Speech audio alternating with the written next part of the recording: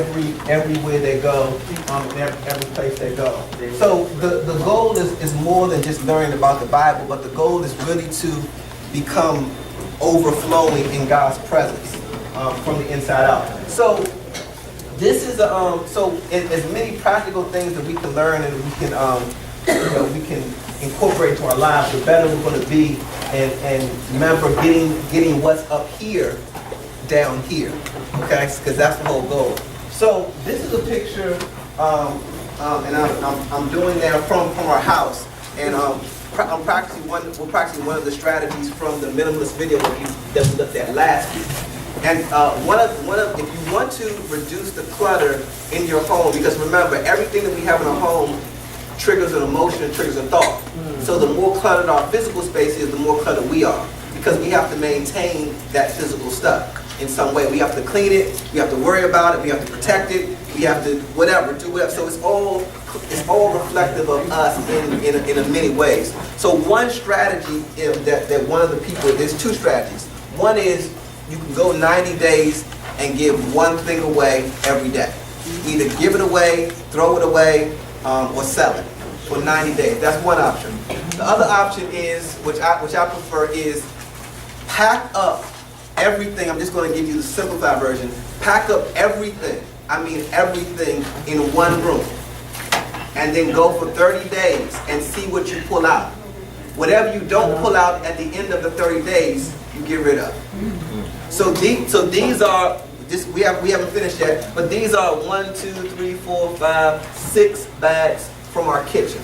And I can tell you with almost certainty that almost everything in this bag we probably haven't used in more than 90 days or 30 days. So, and we already did this a year or two ago. But anyway, so what we're going to do is we're putting those like Tupperwares, their floor mats, placemats and stuff like that. So we're gonna wait 30 days. And if that stuff, anything that's not pulled out in 30 days because we have to use it, everything in those bags is going away. So that's for the kitchen. And then we're going to move to the bathroom, then we're going to move to the closet. So we're going to try to systematically go through the whole house and do this. And the first guy in the video that we looked at yesterday, he actually packed up his entire home.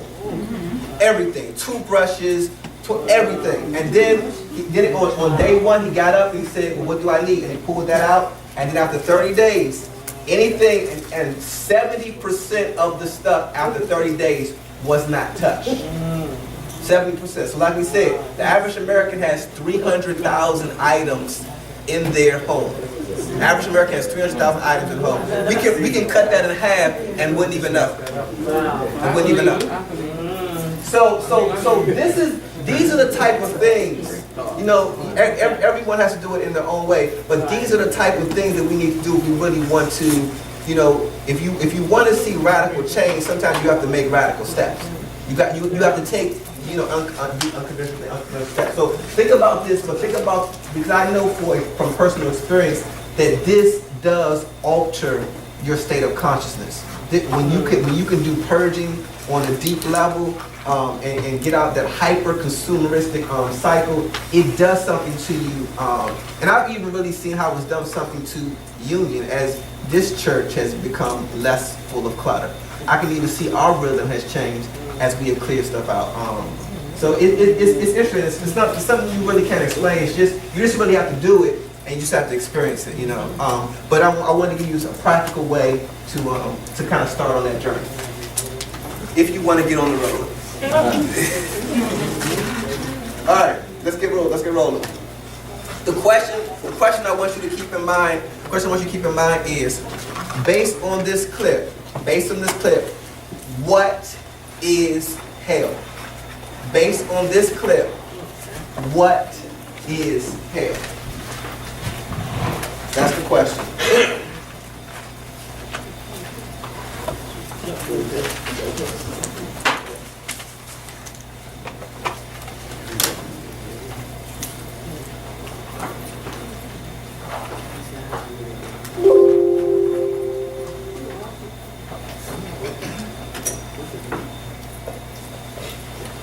The things that you like to do over and over again. Okay, what else? Absence of love or feelings.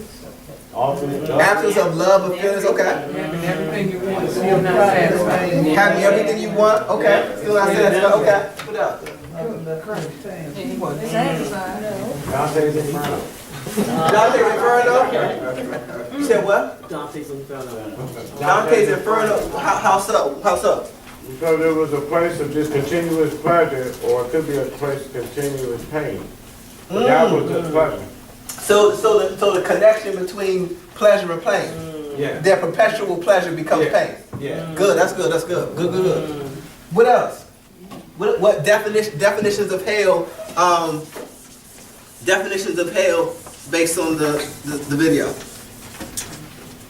And think about, this might be a little more challenging, but think about what we talked about in reference to the realms of consciousness. And any insights in reference to that on what hell would be? Reference to realms of consciousness. Soullessness. Soullessness, okay, how so? Well, there's nothing, absolutely nothing. There's absolutely nothing what? There's no sense of anything. You're lonely, you're, No sense of purpose. yeah, you know.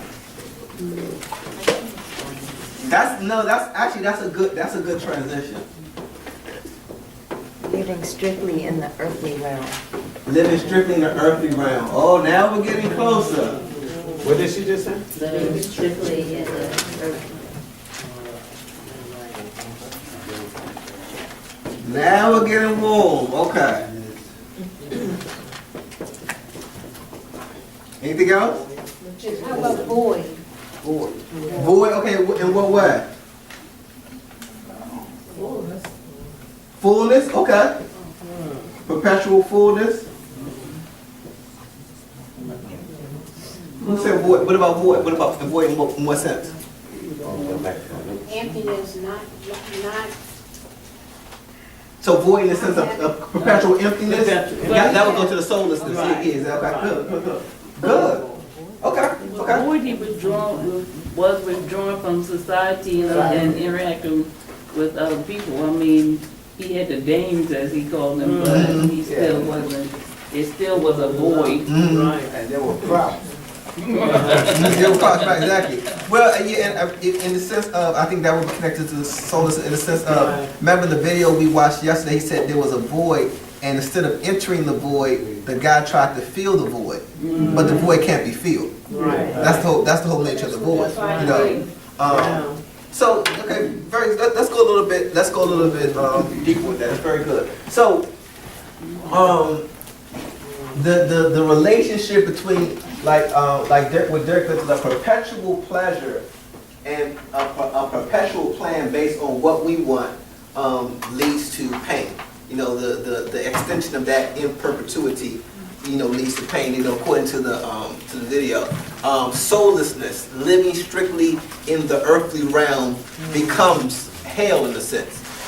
Perpetual, you know, trying to fill the void instead of entering the void, because we try to fill the void. That means we're here and we're throwing things into the void, so the void will go away. So the void will go away. So we want the void to go away so that we can continue to do what we want to do, instead of entering the void, being transformed by the void, and coming out of the void. So that talks about what we talked about last week. So now we are going to say this with me: biblical understanding. Okay. It's a biblical understanding. I don't want you to I'm not talking about what Walt Disney said, what you see on TV. We're looking at a biblical understanding of hell, okay? So a discussion of consciousness and hell will lead us into examination of the third model, which is terrestrial, intermediate, and celestial. Please remember, we are discussing a biblical conception of hell. And similar to our conversations about heaven in previous classes, a biblical nuanced understanding is layered and textured. It's layered and textured. Okay. A lot of times when we're doing religion, we talk about, we want to hear things that support what we already know, instead of, you know, hear things that kind of stretch what we know. And a lot of people don't want to hear anything that they don't already know. So we already know this. Terrestrial state of consciousness is we have terrestrial is the earthly realm. Remember, so that's basically I'm aware of those things which are in my five senses. What I can touch, what I can see, what I can hear, what I can smell, what I can taste. So that's the terrestrial realm, the empirical world, if you will. Above that, so if we have a terrestrial state of consciousness, we are limited to those senses, and we're limited to understanding based on our five senses. That's called empiricism. We have the intermediate state, and when we talk about that, the best way to describe that is the realm of dreams, the realm of images, being able to tap into images, understand the world through biblical images, understanding the world through the visions and dreams that we receive, and this can be a gateway to higher realms of understanding. So we talked about celestial realm is the heavenly realm of consciousness, or basically revelation. So there are certain things that we're only going to know because they've been revealed to us, point blank.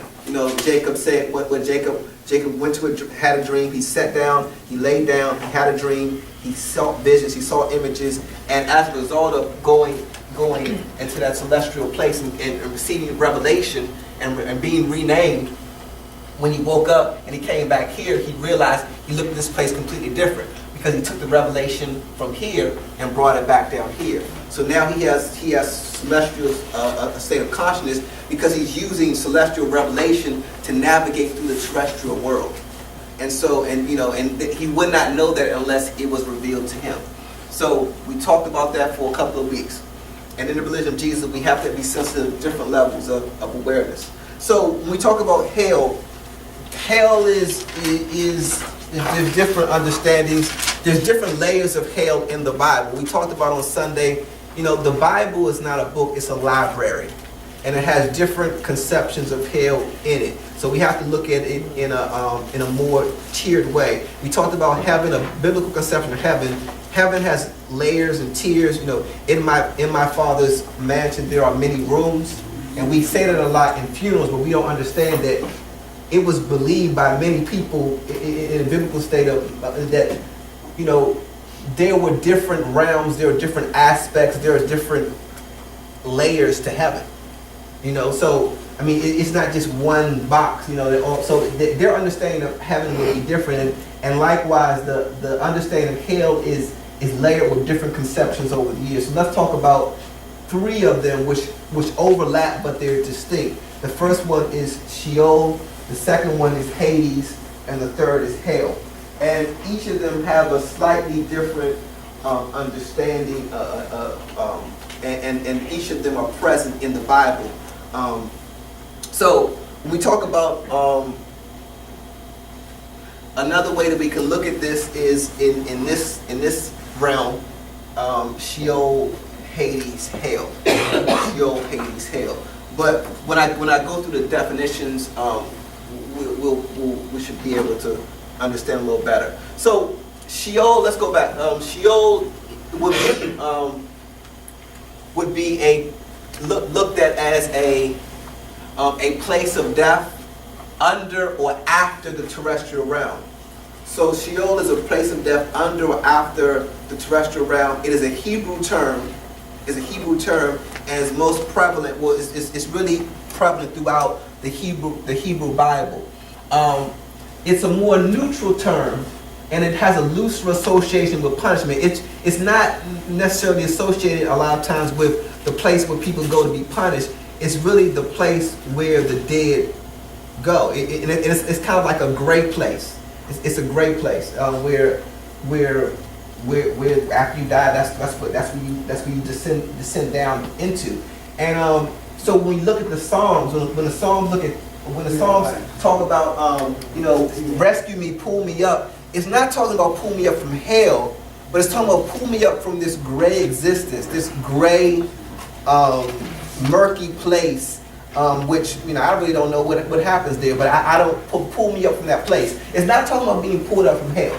So in the early Hebrew conception of the afterlife or the afterworld, it was basically like Sheol, and basically, you know, a lot of people went there, everyone went there, good, bad, and it was a gray type of existence. So that's one layer. That's one layer. And from the video, what layer was he in? Well, that's a good question. We could say once we go through this, we can say in some sense he may have hit on all of them. He started out in the terrestrial, and then once the terrestrial got tiring, he went to the Sheol, and then he went through Hades and got to hell. So that's the thing about when we talk about it's layers, it's different levels, and it depends on how we enter it. So Is Satan in hell, Hades? well, you say I would say stay with me. I'm trying to get my notes. I know. Let me lay something out. I'm connected. So Hades is so Sheol is a Hebrew term. Hades is a Greek term, and Hades is in the Hades using the Greek mythology. In Greek mythology, it's the underworld of death. In biblical uses, because the New Testament is written in what language? New Testament is written in Greek. Good. Okay. So in the New Testament understanding, Hades would be the place of dead, and it's sometimes more often than Sheol refers to a place of divine judgment, but it's also a symbol of general death. So when Jesus is conquering death, conquering that which is not life. So if God is life, and the opposite of and Jesus comes and conquers Hades, and the conquering of Hades is a symbol of death, or that which is void of life, void of vitality, void of the creative force and power of God. So we see that particularly in Revelations, it's used as that which Christ will conquer. So we have Sheol, we have Hades, and we have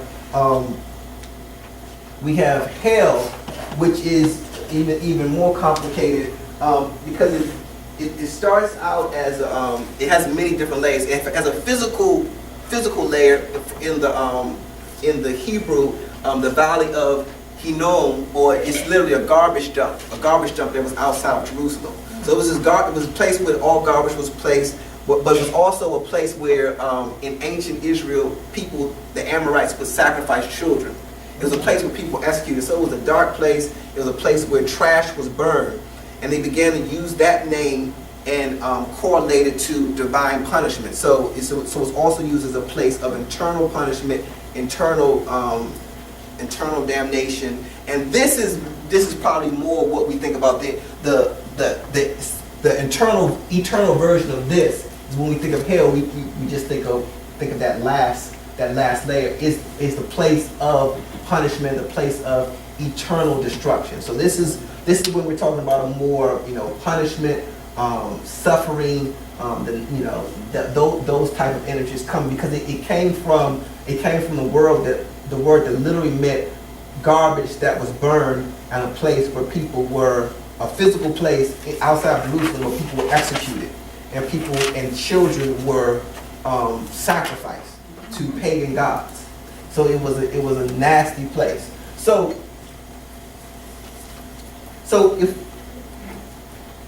we see if we stay in a terrestrial state long enough, and we stay trapped in that terrestrial state, and we believe that the terrestrial state is all that there is, we are in danger of sinking into Sheol. And what is Sheol? Sheol is, now going back, this is touching to the movie, touching into the clip. Sheol is a place where, what did the movie say? In the movie, everything he wanted was in a sense terrestrial, right? But it was terrestrial, it was in perpetuity. And he got everything he wanted in perpetuity, and he realized there's nothing more than this.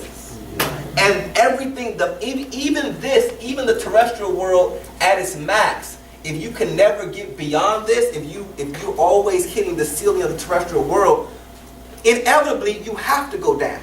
Because if this is all that there is, the only alternative is, once you max this out, the only alternative is to go down.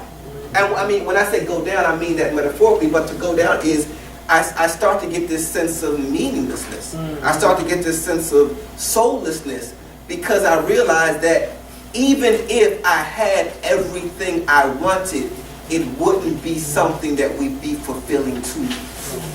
Even if I could manufacture the world exactly the way I wanted, at some point I would hit a ceiling in which, if this is all that there is, it's kind of sad.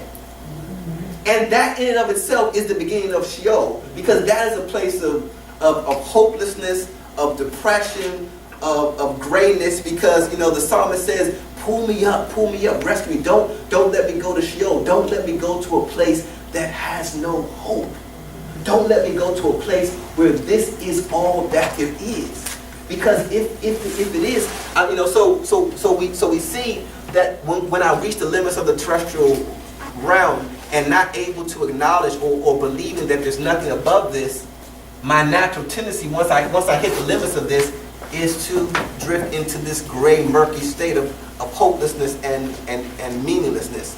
Now, if I stay in that state too long, this is where I'm just trying to make it. I'm using generalization to try to make it fit together in a nice way, but it doesn't fit together in a nice way. But if I stay in that state of meaningless for a long, and I'm in a state of believing that this is all that there is, a perpetual state, my routine, my rhythm will eventually lead to death in the more of these two senses. Because why? Because anything in a perpetual state of materialism, anything in a perpetual state of a terrestrial realm, and when I'm only looking at myself based on a physical body or an empirical sense, ultimately I will make decisions, I will go down a road which leads to death. The wages of sin are death. Being here will eventually lead to here. If I linger in this hopelessness, in this depression, in this gray, murky state for too long, it will naturally lead to this place of punishment. But punishment in the sense of the natural repercussions of the choices that I have made. It's the logical conclusion. It's the logical endpoint from the life that I have chosen.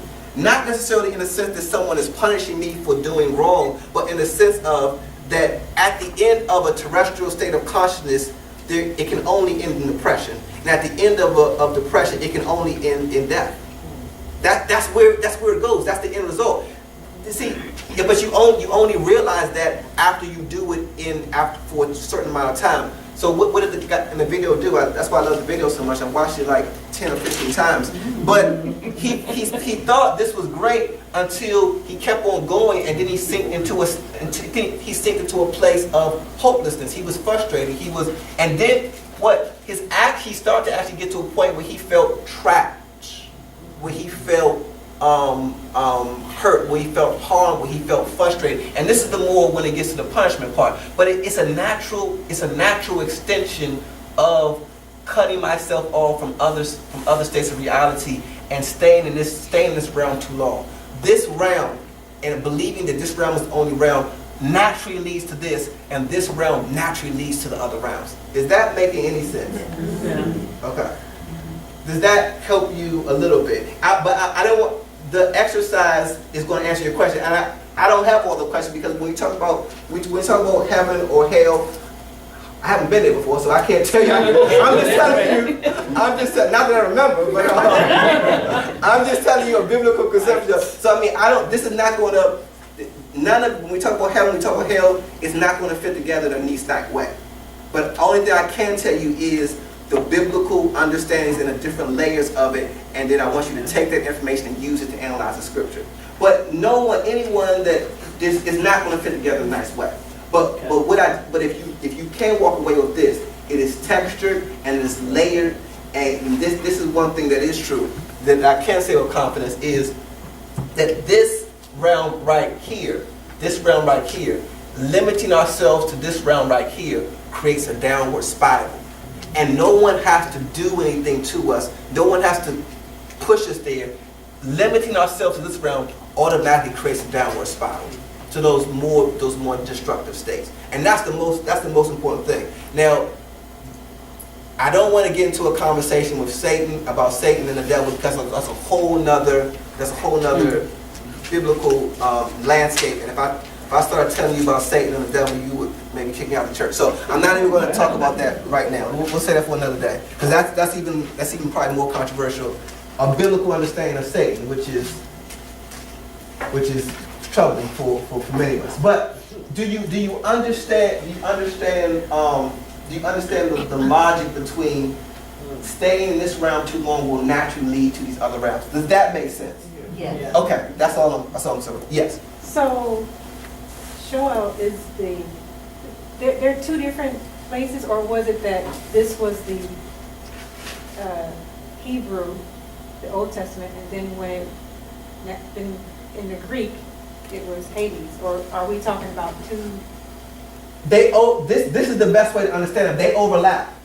They overlap. That's the best way. Because this is the Hebrew word. But this Sheol is very prevalent in the Hebrew scriptures, and this would definitely be a Hebraic understanding of the afterlife is this dark existence. Now there are scriptures in the Bible in which Sheol is a place of punishment.